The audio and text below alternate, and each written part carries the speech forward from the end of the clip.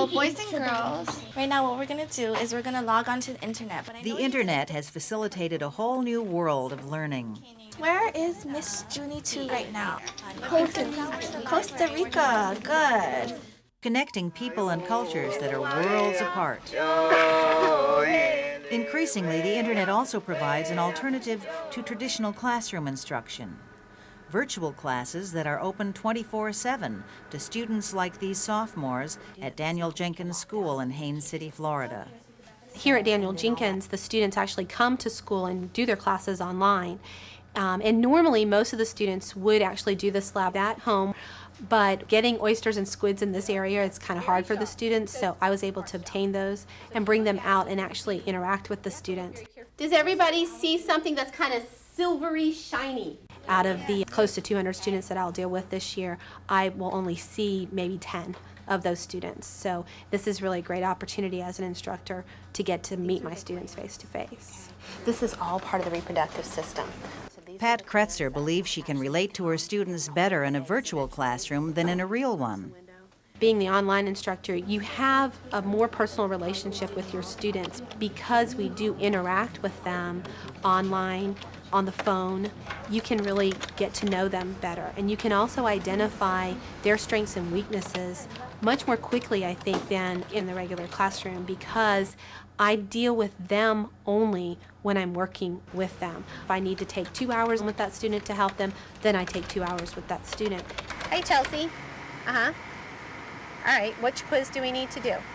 Kretzer designs and teaches her courses through the Florida Virtual School. Established in 2000, the nation's first internet-based public school offers virtual learning options for grades 7 through 12. We offer a full high school curriculum, and they are all the courses that a student would actually need to graduate to get a diploma, although we don't offer a diploma, and that is by design. Our role here in the state of Florida is to actually fill the gaps of our public and our private schools. For example, our rural districts have less access to high-quality courses and high-quality teachers. Online learning brings that to their doorstep. In rural West Virginia, schools are now required to offer foreign language classes in 7th and 8th grade. But in small towns like Fayetteville, there aren't enough qualified teachers to do the job. Clase repitan, a la izquierda. West Virginia Virtual School provides a solution with teachers like Joyce McClanahan, who is lead teacher for 21 Spanish classes in 15 different West Virginia middle schools. Jesus, we must use the infinitive after me gusta. Me gusta escribir novelas. Now, I actually don't start teaching till about 7:45, and I teach basically 45-minute classes. My school day generally ends around 3:30, and then after a short break, students will start calling if they need extra help at night. So the job usually goes to about 10 at night. Okay, good. Let's do a sound check real quick, and if it's all right, then we'll go ahead and get started. There aren't enough qualified teachers for every course in the Las Vegas school system either, in part because Clark County accepts 15,000 new students each year. To address that shortage and to save money on bricks and mortar, the county offers some 4,500 students virtual courses in everything from public health to microeconomics. You have the full period to do this. Like many of his students, geometry teacher Mike Patterson now splits his time between real classrooms and virtual ones. I'm able to interact on a live whiteboard with the students. They raise their hand and I see them in front of me. We speak through the mic. If you look at your work and see if you should have been adding instead of multiplying them. As a teacher, I also have some flexibility. I'm not run bell by bell. I can grade papers on the front porch. It's a very different kind of an experience, a very fun one for me. It's very invigorating to my teaching career to try something like this. For students, virtual schools offer the opportunity to take courses not available at their regular schools and to fit them into their individual schedules. While most of her fellow students are hitting the books at 10 a.m., Zoe McNeely is pursuing gold medal dreams. She can do much of her schoolwork any time of the day or night, thanks to the online offerings of virtual high school. It really made the schedule for her skating much better because it allowed her to leave school during the day so that she could skate on an ice surface that didn't have 20 children skating on it. This year, I'm taking honors environmental science. I can log on anywhere that has internet access. So it allows me to either access the work at competitions or I can access it when I come home and get the work done that I missed without really missing anything. Virtual High School is a nonprofit collaborative of over 300 high schools in 26 states and 16 foreign countries that offers more than 150 high school courses over the internet. Each participating school contributes a course to the mix.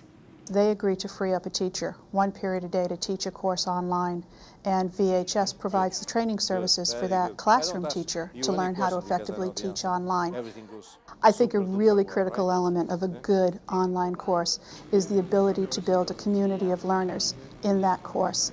We design our courses so that the students are engaged in online activities, they're engaged in online collaboration. We wanted to provide opportunities for students to take advanced courses to try to accelerate their learning, whether they are having significant challenges in the classroom or whether they're very advanced and can move rapidly through material. This is almost like a textbook. All my controls are here.